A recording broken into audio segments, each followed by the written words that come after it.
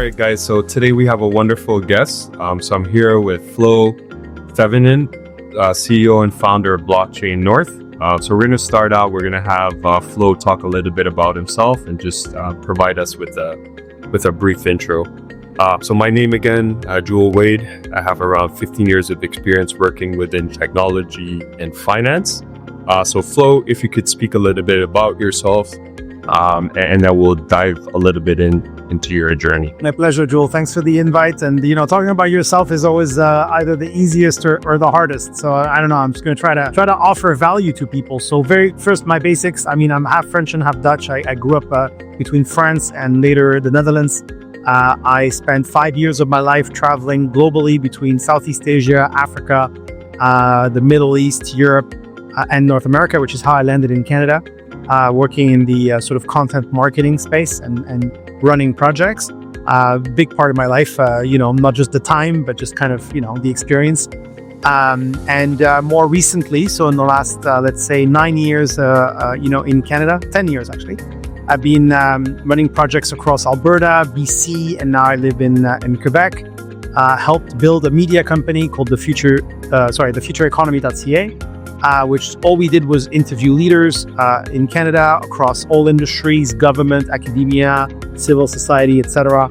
And we were only concerned about where is Canada going, what should Canada do now to try to be more competitive, etc., etc. So that was another incredible experience, first globally and then focused on one nation, a big nation, obviously a complex nation.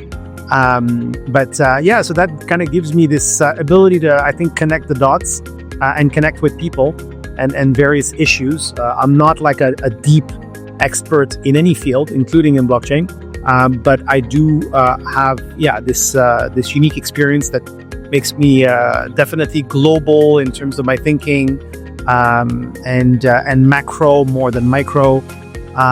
Started Blockchain North almost exactly 4 years. All right, congrats, and appreciate that intro, Flo. So, touching on Blockchain North, why Blockchain North? Like, what personal problem inspired you to, create this company? Yeah, well, as I was saying, I've been like zooming into Canada for the last, I realized I give the wrong amount of time, it doesn't matter, for the last 12 years.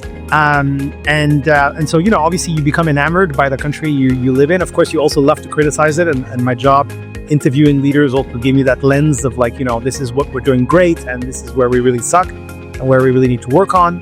Sadly, a lot of those things I think haven't really changed over the last 10 or 12 years. But in my last job at thefutureeconomy.ca, I got to interview 3 people who I always credit as like, the 3 people that opened my eyes on blockchain. In no particular order, Don Tapscott, the founder and CEO of the Blockchain Research Institute. At the time, he had a TED Talk that I watched, and I got to interview him. And he really helped me kind of see the potential. Another one was Jim Harris, which is an interesting character because he was the former leader of the Green Party of Canada. Eventually became more of a disruptive innovation kind of evangelist and global conference speaker. And he really also helped me connect the dots very, very, very well. And then the third one is Sam Seif, who is the, I think he's the founder, certainly the CEO of Purpose Invest, which I think was the second to launch a spot crypto ETF in Canada. And so those 3 interviews certainly pointed me in the direction of, blockchain, crypto, digital assets, whatever moniker you use, is not just here to stay, but it's massive in its potential. So once I realized that, like a lot of people, opened a crypto account and put in my first, few dimes into the space, and that really helps because now you're personally invested. You obviously want to see it grow, and with me, I bought at the top of the market, so I mostly saw it go down, and it was also a period that was much more volatile than today. But then I had 2 realizations to answer your question. One was, oh wow, Canada is really a pioneer of this space. Obviously Ethereum was famously founded at the University of Waterloo. Mining at the time, Bitcoin mining was still much bigger than it is today.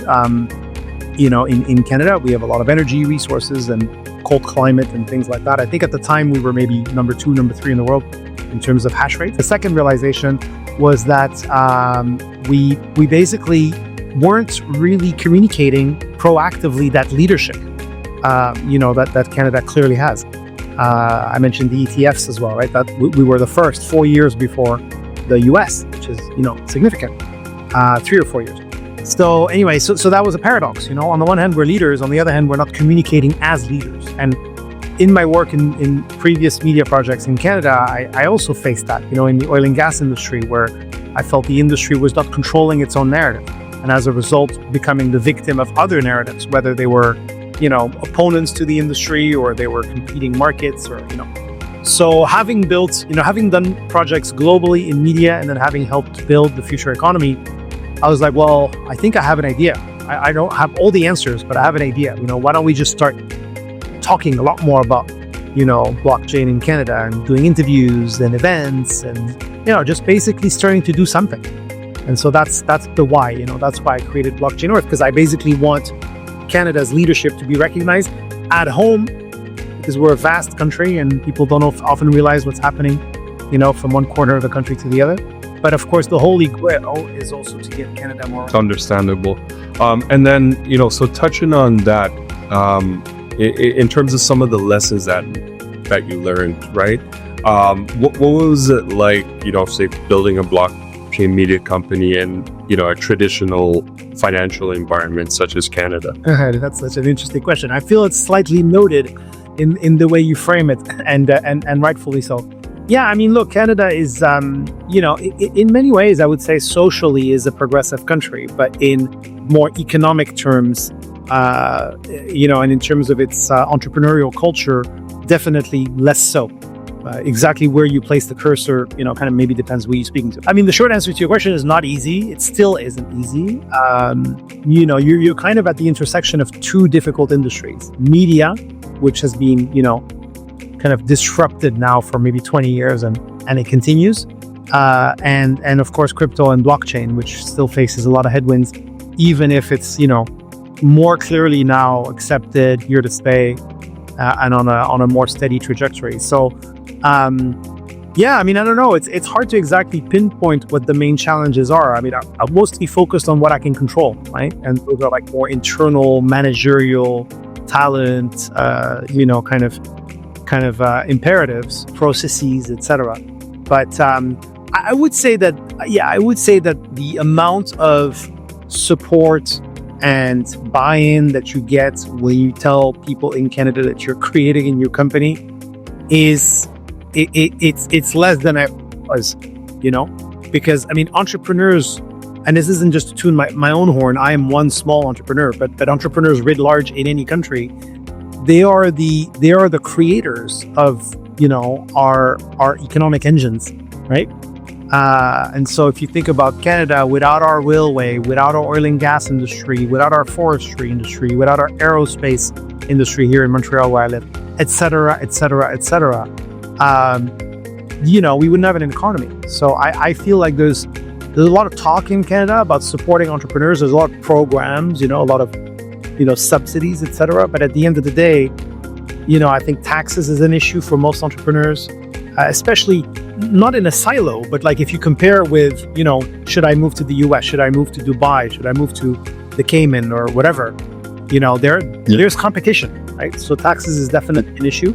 And then I would say, the culture of like acceptance and encouraging entrepreneurs, it's not terrible, but it could definitely be more. Understood. And then, so from your end, what does the North represent for you? What's the symbolism behind that, the vision, the position within this global, blockchain landscape? It's funny. Honestly, I haven't done that many interviews, but I've done a few and I've never been asked that question. And so that's a new question and I like it. So I created the company in 2021, but it had another name.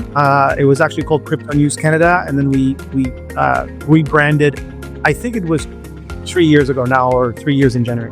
That was around the time that the Toronto Raptors won, the NBA championship. You might know better than me. I'm not a huge basketball guy, but I mean, I think it was 2021, 2022, right? And so even though, again, I'm not a huge, sports fan, I don't go to games of any particular, I like tennis a little bit, but I was aware, of course, of the cultural significance of We the North and And so that is probably, and I don't really know, I haven't really analyzed, but I think that's probably where the idea came from. I don't need to explain blockchain, of course, we're focused on North. So that was one thing. The other thing is the North, of course, is synonym with Canada. You know, I'm not the only company that has North in their name. A lot of companies do. So I just, of course, I like that. I like the idea that we're saying Canada without saying Canada, right? Whereas crypto use Canada, so just wanted to be more accessible to more people, right? And then the third reason, and I'll stop with that, is the North is also on the compass, where you're going, right? It's directional. It gives you your bearings, etc. And so, we added the little compass symbol on the overlaid on the maple leaf, and I thought that's cool. I like that. That's the way forward, right? And also who to follow. Definitely. No, great answer. And then, so touching on some of the real world use cases, right? You spoke about Canada and global restrictions, etc. What's the most exciting blockchain applications happening right now, right? Whether in Canada, North America, and globally. So, two quick disclaimers first. The first one is that I've learned to understand that not everything needs to be put on the blockchain or to be decentralized. A lot of what's happening in the world works well. It's efficient. It does not need to be put on a decentralized ledger. The second disclaimer, which is almost the opposite, is that the potential for blockchain is massive. It is, almost ubiquitous. I mean, it can be applied to a lot of different things. So now then the key is, like in your question, what are the main use cases? What are the ones that are right in front of us or most offer the most potential? Because again, it's vast and we could be lost in the details. So really, to me, there are three. Let's make it three. All right, keep my answer short here. One, and obviously, is Bitcoin. And a lot of people, I think, who are new to this space might almost forget, right, that Bitcoin was the first blockchain, is the first blockchain. It is still by far the largest by market cap, like maybe 5x to the second. And it is, it is really about changing how money is, I would say, perceived, managed, and transacted around the world. And money is quickly worth defining, right? Well, what is money, right? Money is value. It's a way to bottle, your work so that you can spend it either now or in 2 minutes or in 100 years, right? It's just because if we didn't have that, then it would be a barter economy, right?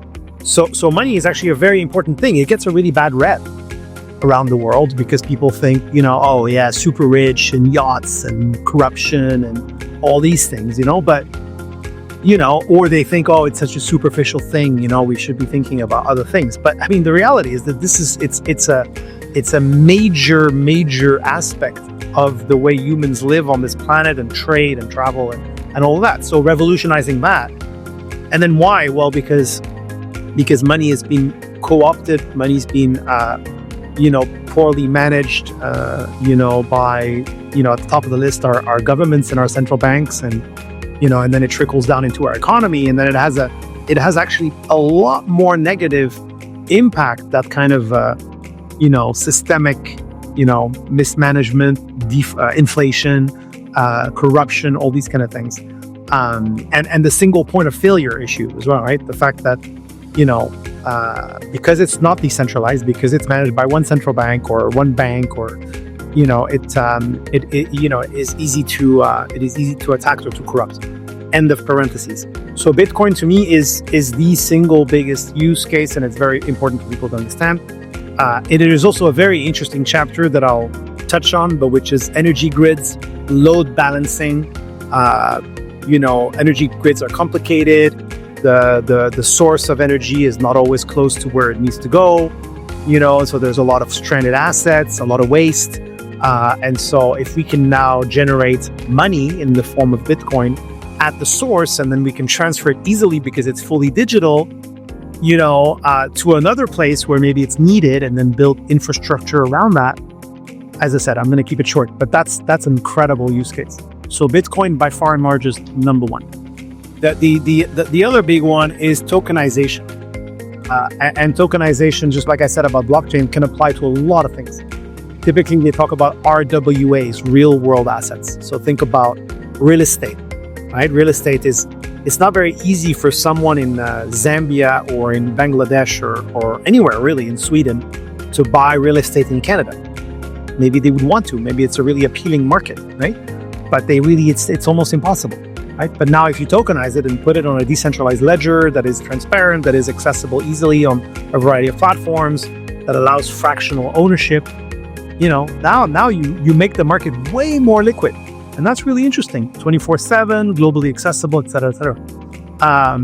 So that's real estate, but it would also apply to things like commodities. Let's just say gold, because you're not exactly going to travel with your bullions, across the country if you want it, if you needed to, right? But you can travel with that tokenized version of that asset. And another one would be, for example, stocks and bonds. Like the stock market, if you take the New York Stock Exchange, it's open between 9:30 a.m. and 4:30 p.m. and that's it, right? If you miss that window, evening, weekends, maybe your job doesn't allow it, whatever. So it just allows for a lot more fluidity in the markets, right? Tokenization is a really big one. And within tokenization, because I feel like it actually is a kind of a subset, is stablecoins. Stablecoins are basically a tokenized representation of fiat currencies, the biggest of which is, of course, the US dollar. And again, just the systems that we right now use financially are clunky at best.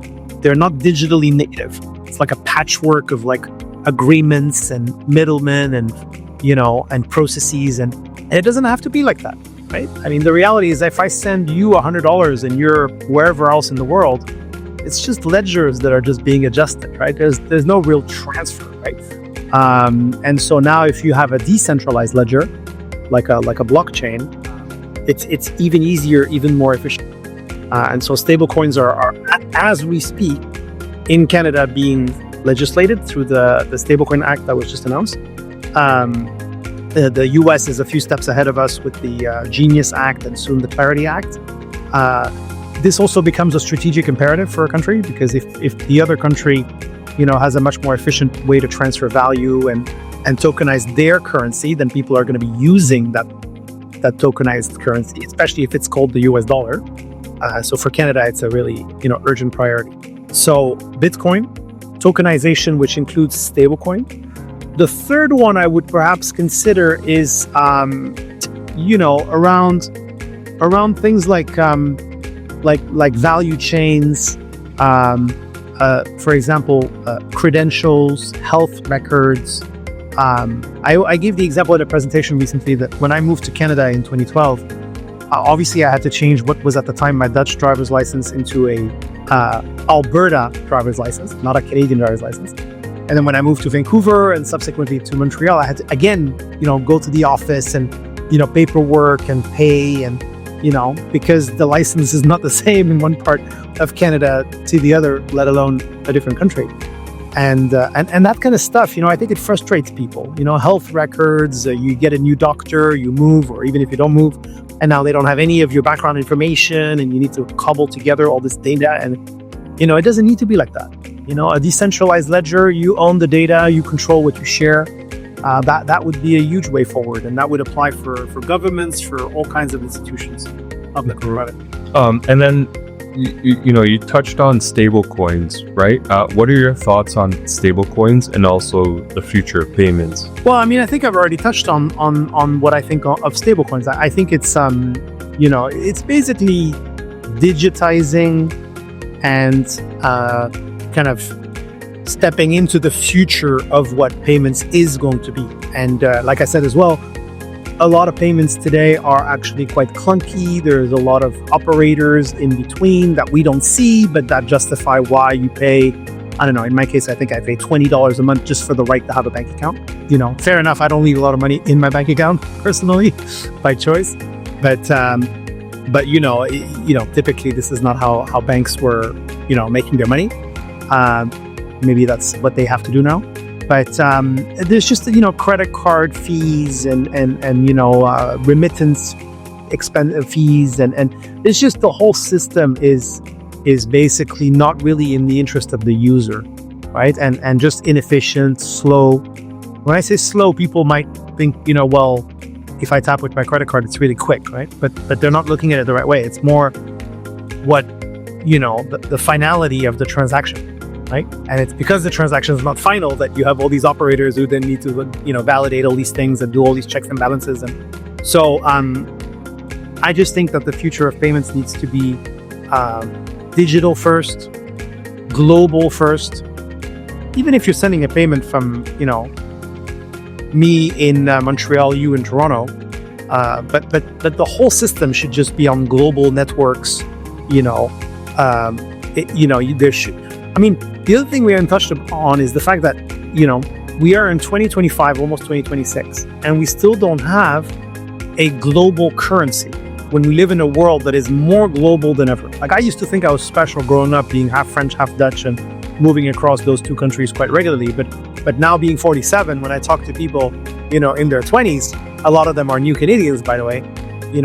Their mind is inherently global, and they're constantly going to Dubai or back to India or China or Latin America or wherever.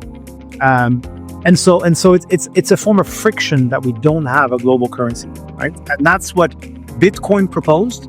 I'm not sure Bitcoin will be used as a currency. I think the debate is still open on whether it will be. But blockchain technology certainly allows, and stablecoins in particular, a way to transact globally that is much more efficient than we're using. Understandable. I like the insight in terms of, where things are rather than where they're going, right? I feel like it's inevitable from a technology standpoint that things are going to change, right? And then, with the Genius Act and everything else we've passed, it just shows you, and then globally speaking, each sovereign nation will have their own stable coins at some point, right? Exactly. If they want to be sovereign. Exactly. And then, so in terms of, some of the blockchain, ecosystem, like why, from your end, blockchain companies succeed or fail based on, some of the collaborations? Wow. Well, that's a very, very difficult question. That is probably the one I'm going to struggle with the most in this interview. I mean, why blockchain companies succeed or fail based on, there's a bit of a leading aspect to your question here based on partnerships. But look, for me, I think business is business, right? Whether you're selling apples or you're, selling stablecoins, or you're selling, chapstick, or you're selling iPhones or electronics. I mean, at the end of the day, it's all about what they call product market fit. It's a bit of a jargony term, but basically, are you offering value, and are you offering it to the right people, right? And so I think crypto, since its inception with Bitcoin in 2008, 2009, has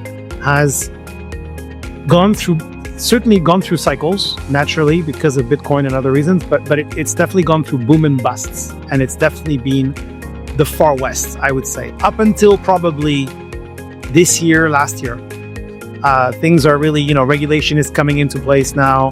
It's going to be more and more difficult for, companies who aren't compliant to operate. It's probably a good thing. I'm sure some purists, cypherpunks, will regret that, we can't just do things however we want. I don't know if it's really realistic in the world we live in. But at the end of the day, I think what's happening right now is kind of a natural cycle. The laws of nature type of thing, where, anything that, wasn't really meant to succeed, that was overhyped, that was, obviously there's been a lot of rug pulls as well. So, I don't know. Personally, I lie on the camp of, more regulation, as long as it's, thoughtful and it doesn't stifle innovation, is better. So, I mean, I would also say, and I don't know if I'm really answering your question directly, but I think if someone's building a crypto project right now, or let's say in January 2026, it's a very different world than it was just a few years ago. So you really need to focus on things like compliance, because otherwise it's going to be very difficult. Unless you're really operating kind of in a parallel economy. But, I don't think then you're going to have resounding success, because I think the majority of the world is going to go towards, regulated, kind of markets. But at the end of the day, what I hear a lot is you just got to focus on use case, right? And do we need another tokenization platform at this stage? Do we need another stable coin in Canada? I just had a conversation today about this. I think it's Michael Saylor who talks about the fact that once you reach $100 million revenue as a company, you're pretty hard to displace. And 100 million is is just a number, but once you become a certain size in a certain market, you dominate the market, right? And we see that in every industry. So I would say try to create something that hasn't already been created, right? And for me with Blockchain North, the interesting bit is a media company. Obviously that's not a new thing. An industry-focused media company either. What was new for me and what drove me to create this company and still motivates me today is like no one else is doing it. And I think it's important for an industry like Canada, or a country like Canada, to have its own industry champion, national media, spotlighter, connector, promoter, informer, at home. So anyway, I went right back in full circle here. No, great answer. And, I appreciate that insight. And I also, come in full circle. So if we look to, the future, say the next 5 years, what are your predictions for blockchain adoption in terms of finance or supply chain or just overall like everyday consumer use? Well, look, my predictions are going to be informed by all the people that I speak to. I'm fortunate in this position as a media entrepreneur and as someone who's interviewed, about 300 leaders in the crypto space and many more outside of it is informed by those people, right? So I guess I'm just kind of repackaging what I've gathered, and the people who've convinced me. So a few predictions. One is a very, very obvious one. Blockchain's not going away. The genie's out of the bottle. Not everybody will have to understand blockchain, by the way. I mean, do you really understand how the internet works? Like technically speaking, I mean, maybe you do, but I think a lot of people that use it don't, Do you understand how your car works? I mean, I understand what an internal combustion engine is and, but it's pretty basic, it's not like if my car breaks down tomorrow, I don't know where to begin, I can change the washer liquid and tank and I can change the wheel. I can do that, but that's where it stops. So I think one, it's here to stay. Clearly, a lot of the projects are going nowhere. People say 99%, probably right. The one thing I always say about that is it's not because 99% of the projects are going to zero or going to die, disappear, that the 1% is not valuable, right? I think the expression is don't miss the forest for the trees, right? And if you look at the internet in the 90s, it was the same thing. Like most of the websites created in the 90s in the frenzy period are all gone, right? Is the internet not valuable? So here to stay. I think as a result of what I just said about, not everybody needs to understand it.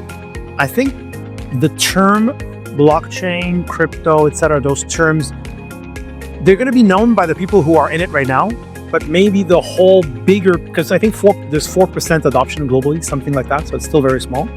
So the next 20% or the next 96%, I don't think they will maybe even use those terms, or they'll just use the technology because it's an app and the app is really good. We have a client right now that has an NFT discovery app, and it's super gamified, and people just want to like buy collectible, funny, monkey-faced NFTs, whatever it is. They just want to have some fun and play, and it's just because it's fun, it's playful. They don't care if it's called crypto or blockchain or decentralized ledger technology, or you know what I mean. So that's the third one. And then maybe to give you one more, there's gonna be also a lot of integration, right? Blockchain is already actively being integrated by the financial system, starting to happen with governments, and that's almost always the way it happens, right? First, it's seen as disruption, and then eventually it's just integrated and becomes part of the main system. Yeah, definitely.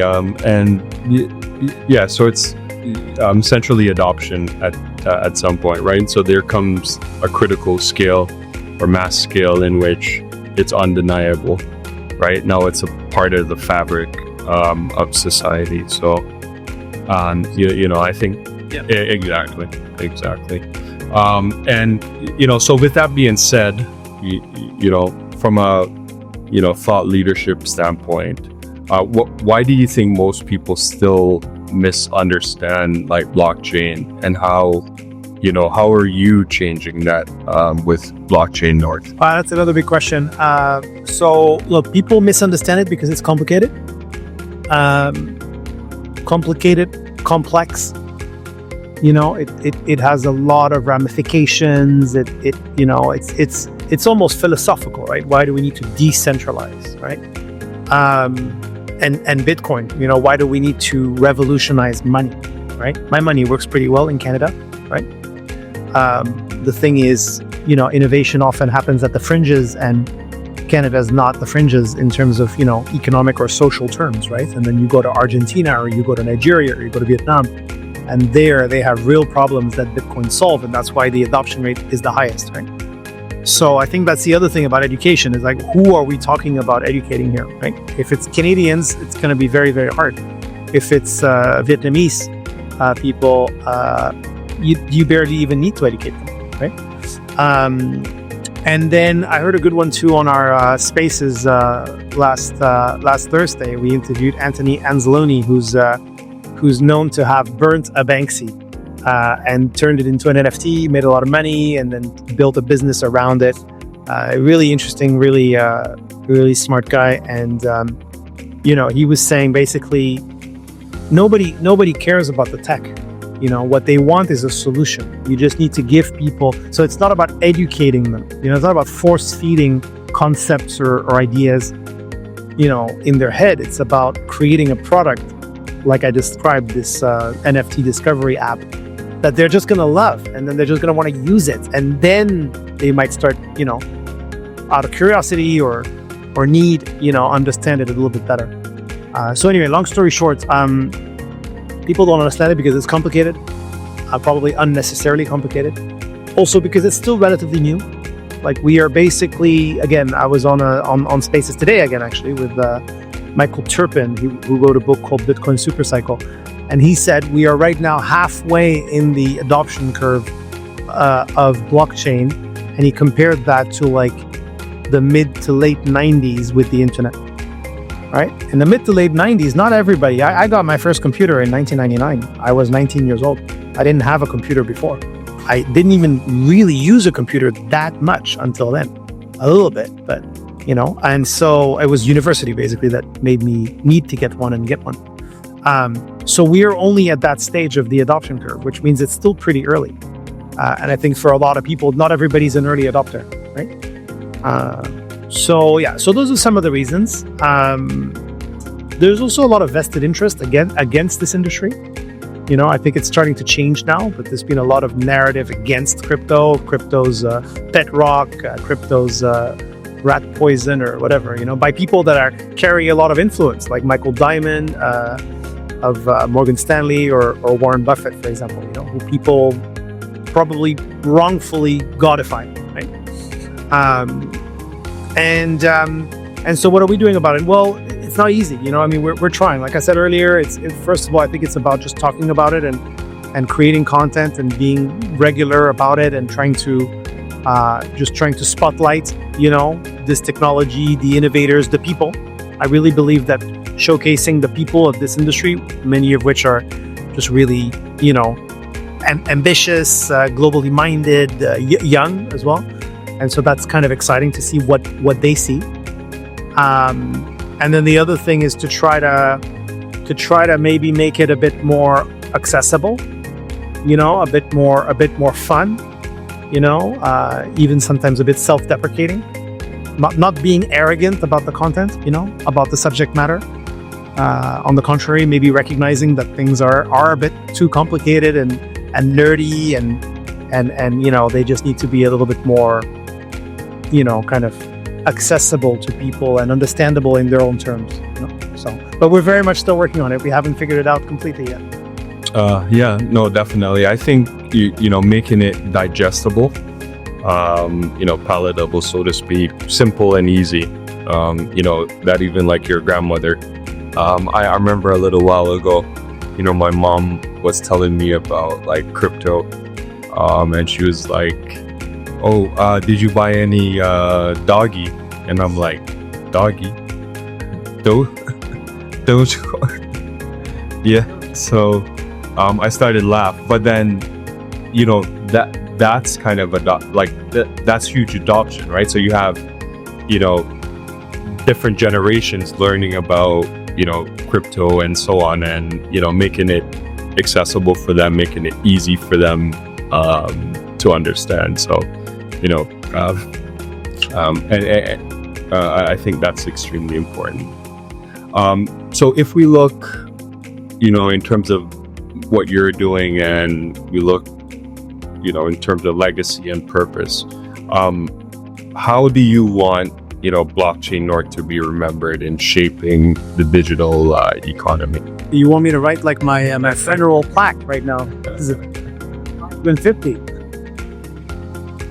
More seriously, I mean, look, that's actually pretty simple for me to answer. I mean, at the end of the day, I'm building something that is there to support an industry, and in particular a national industry. Even though I'm of course very supportive of the industry an industry that is inherently global, but yeah, Canada is a big part of it, and so I'd love for Canada to reclaim some of its reputational, leadership or leadership reputation. I think it's fundamentally important for Canada to have a media company, a champion, a voice to support it, and I mean that's not to discredit, on the contrary, the work of like the likes of the Canadian Bitcoin Consortium, conferences like Futurist, lobbies like the Canadian Web3 Council. I mean, everyone serves a different purpose, right? And mine and our company's purpose is to be an independent media company that produces content pretty much on a daily basis, which most of the others can't, or it's not their core business. That can be maybe a bit more, playful and like I said, self-deprecating, and because we're independent media, we're not a lobby, we don't have members, we can basically do a bit more what we want. So for me, yeah, the legacy is that. The legacy is just for the industry to feel supported, to have an avenue to communicate, to its audience, for Canadians to feel like they have a Canadian media company they can trust, versus having to rely on an American or another one to tell them about what's happening in Canada, of course, in the first place. They're not going to do that as much. But even just to deliver information to them, I mean, we are a Canadian company run by Canadians who care about Canada first, even though, we're not, I wouldn't say we're nationalistic or anything like that. But we're definitely patriotic, And so yeah, I just want to be useful for this industry. We're not going to solve all the industry's problems, of course, but I'd like to think that our small contribution to date, and hopefully our growing contribution in the future, is recognized by the industry. It has served them, and I'm not doing it just because I want to support the industry and its leaders and its investors and for them to make more money. Just because I really genuinely think that blockchain is a valuable, revolutionary technology, and I just want Canada to carve its own niche. We're not going to displace the United States or other major players, but I just don't want to make sure that we're not completely, kind of sidelined, as I feel like we have been in other industries and other aspects of Canada's economy. Well said, and yeah, I think it's building that foundation, the education piece is important, and that ecosystem at the end of the day, right? As as adoption rises, everyone rises with it. So that's the goal. Absolutely. Yeah, it's the ecosystem we're part of. Exactly. So Florent, great insight and great in-depth knowledge that you've provided. If people want to reach out to you or connect with you, what's the best way for them to reach you? That's pretty easy. We're we're a media company, so we're pretty public. There passes my cat and his tail. Hi Leo. People can reach us, blockchainnorth.ca, and you can just look us up on X, LinkedIn, Instagram, TikTok. We have a newsletter as well. That's blockchainnorth.ca/newsletter.